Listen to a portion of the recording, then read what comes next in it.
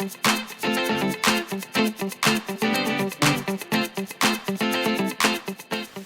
so it's time to put on the 212 EVO cooler, and I went ahead and did a couple of things off camera just because they're pretty dry to watch, and I'll step through what those were real quick. The first thing that I wanted to do, obviously, was put in the CPU. So I got that dropped in there, locked it in place, very easy on the 1150 chipset.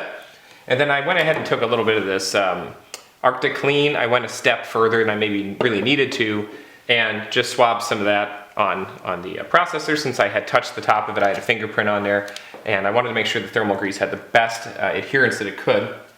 So I went ahead and cleaned it a little bit, and then stuck my RAM sticks in, because once I put this fan on, as you can see, it's going to hang over a little bit, possibly into that memory bank. It looks like I've got a little more room on this board actually than I did my last one, so I may have had clearance, which is good. And then the only other step really up to this point, it's really basic, is turning the board around, just mounting the backplate. This part's really, really easy. All you got to do is stick the mounts through. You can see back here. Just stick those through and just give them a little bit of turn, not too much, just enough to hold it in place, and then kind of in a star pattern after you get all of them through, just take the tool that comes with it. You got this little tool, and then tighten them down, make sure everything's snug.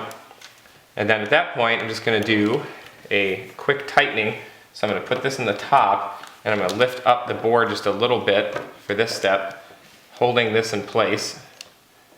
And then I'm going to give it a quick final turn. You don't want to over tighten.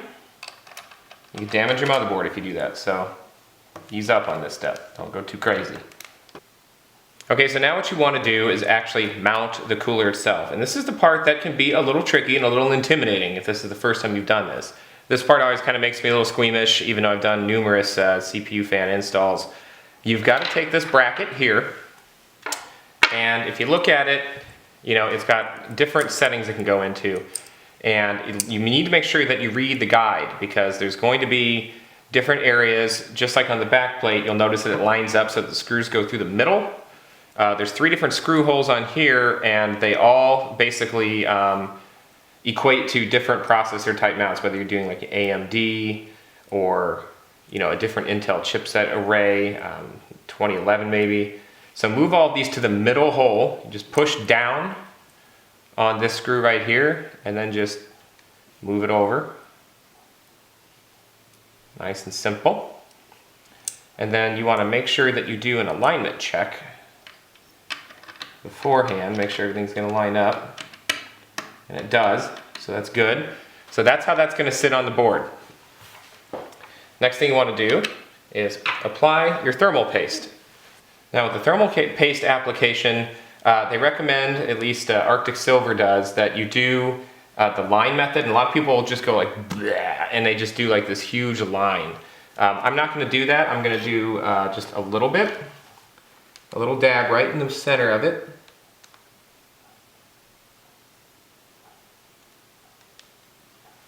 And that is going to be more than enough to cover that CPU. You want to line the bracket up inside of here, and it's going to sit in this little hole, and then you're going to be mounted like that. So you want to drop it in there, and then there's going to be, it's kind of hard to tell on camera, but there's a little pin that sticks up right here that drops into the mounting point. So you want to make sure that you hit that. And get your cord out of the way, and get ready to do the drop. All right, once you've got everything lined up, turn it over and peel off your sticker. And then get the cord out of the way and drop it in place. You don't want to move this around too much once you get it down, so make sure you get it right. All right, we are in place. Once you get it on, start screwing the screws down just a little bit to hold it.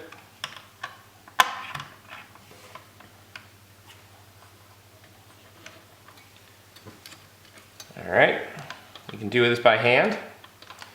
And then once I know that everything is lined up, I'm just going to pop the fan off. You can do this beforehand too, I just didn't think to. Very easy to get off.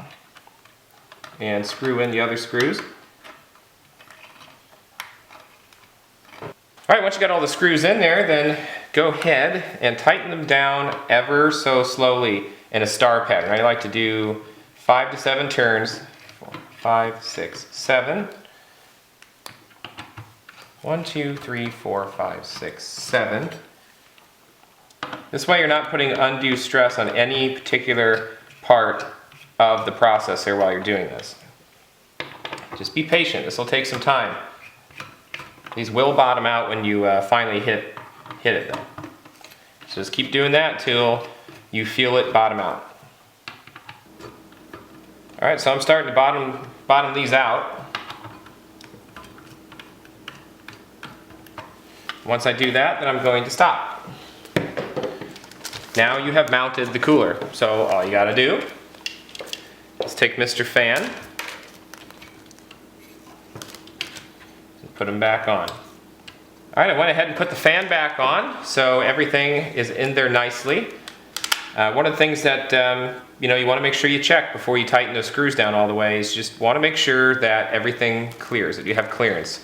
And if I wasn't using low profile, I'd be coming close. And if I was using memory that actually had a riser, a heatsink riser, it would be hitting this fan. And I've been down this road before, so just make sure that everything fits before you screw all those screws down, or you may realize that to get your memory in, if you're using more than 2 banks, that you'll have to take the fan off. Your other option is if you're only using 2 sticks and you forget to do that step and you forget to size it, what you can do is you can actually go through and just put your memory in the furthest 2 banks. But if you ever want to add 2 more, at some point you may have to take off the cooler. So just, measure twice, cut once. Alright, last but not least, just run the fan around to its fan header. You'll see CPU fan is right here. So what I like to do is, if you're going to have a bunch of excess, I do this little kind of knot trick, like this, and it helps kind of control some of that extra cording. Alright, there you have it. The EVO Hyper 212 cooler is installed. So now it's time to drop this bad boy into the computer case and officially get the build started.